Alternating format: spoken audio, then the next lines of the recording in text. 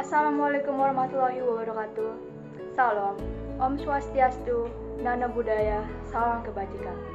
Perkenalkan, nama saya Sarlia Anggraini, siswi dari salah satu SMA Negeri 95 Jakarta Barat, jurusan Bahasa. Sebelum saya memulai presentasi, saya mempunyai kutipan. Beri aku 1000 orang tua, niscaya akan kucabut Semeru dari akarnya. Beri aku 10 pemuda, niscaya akan kuguncangkan dunia.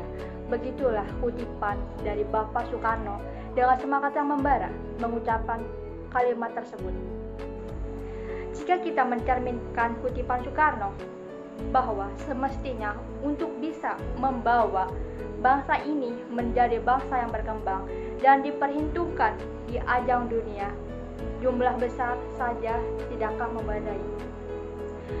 Soekarno hanya memerlukan pemudi unggul yang bermakna dan pandangan yang besar dalam memandangi dunia.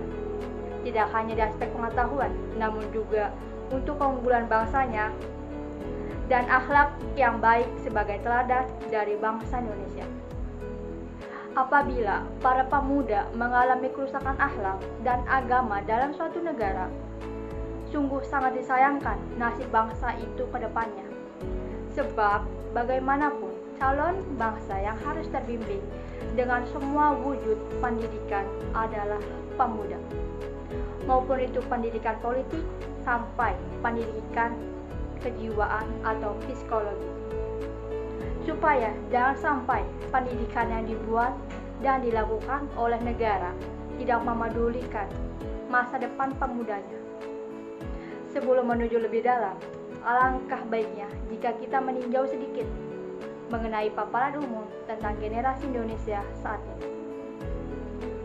Menurut data yang diterbitkan oleh World Population Review, Indonesia masih berada dalam peringkat ke-54 dari jumlah 78 negara yang masuk pada pemeringkatan tingkat pendidikan di tahun 2021. Sedangkan kualitas sumber daya manusia Indonesia berada dalam peringkat ke-50 dari 141 negara, masih sedikit di bawah Malaysia menurut Global Competitiveness pada tahun 2019 World Economic Forum. Dan jika melihat dari kategori usia, pengangguran pada Februari 2022 sebesar 5,83% menurun sebesar 0,43% dibandingkan dengan Februari 2021. Tentu tidak dapat menolak peran dalam kehidupan bernegara terpenting dalam setiap zaman perubahan yang kemudian mereka hasilkan. Kemerdekaan, kebangkitan nasional, revolusi, sampai reformasi. Untuk mereka seperti tidak ada kekunoan dalam kehidupan bernegara dan berpolitik. Karena merekalah yang akan melanjutkan estafet kepemimpinan bangsa dan negara. Aset bangsa yang sangat mahal dan tak ternilai harganya pada sejarah peradaban bangsa adalah pemuda. Kemajuan maupun kegagalan bangsa dan negara banyak bertumpu pada golongan mudanya sebagai agent of change atau agen perubahan bangsa Indonesia.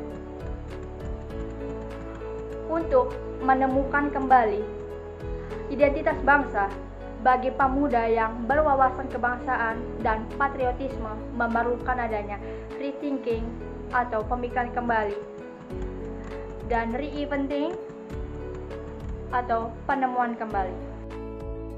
Dalam nation character building atau pembangunan karakter bangsa, sangat dibutuhkan adanya usaha bagaimana potensi dan produktivitas yang secara bersama-sama demi mencapai tujuan pembangunan bangsa Indonesia dalam diri para generasi muda dapat dikembangkan. Seiring perkembangan zaman, penerapan kepemimpinan berkembang sangat pesat. Kepemimpinan pada era milenial tidak lagi memungkinkan pemimpin untuk bertindak secara konvensional. pendekatan yang khas karena digitalisasi yang merambah dunia kerja. Selain itu, dibutuhkan karakter yang mampu mengeluarkan semua potensi positif dari golongan milenial seperti melihat teknologi, cepat tanggap, haus ilmu pengetahuan, publikasi, dan mampu meredukasi berbagai negatif. Jadi, pemimpin seperti apa yang diharapkan pemuda untuk mencapai Indonesia emas di tahun 2045? Tentu, pemimpin yang dibutuhkan adalah pemimpin yang memiliki karakter digital mindset. Pemimpin harus bisa memanfaatkan kemajuan teknologi saat ini guna menyediakan proses kerja yang efektif dan efisien. Pemimpin harus bisa open-minded dan memiliki ambiguity acceptance, yakni mampu menerima ketidakjelasan. Pemimpin yang inklusif dapat menghargai setiap pemikiran yang ada dan menggunakannya untuk mencapai tujuan organisasi. Dan pemimpin wajib memiliki sikap positive thinking dan semangat tinggi dalam mengejar goals-nya. Dengan demikian, refleksi mengenai kepemimpinan pemuda Indonesia yang disajikan berdasarkan penguraian pemikiran serta argumen, sehingga dapat diharapkan presentasi ini tidak hanya menjadi presentasi yang hanya bersifat teoritis, namun juga berkenan dengan paparan kepemimpinan pemuda yang menurun. Dan semoga para calon pemimpin selanjutnya yang akan menjadi aset negara mampu mengembangkan kemajuan lebih jauh lagi dan mampu menghadapi tantangan yang akan mendatang agar suatu bangsa dan negara memiliki banyak pemuda yang berkarakter unggul dalam menghadapi segala perubahan seiring zaman. Sekian presentasi dari saya, kurang lebihnya mohon maaf. Wabillahi taufik wal hidayah. Wassalamualaikum warahmatullahi wabarakatuh. Terima kasih.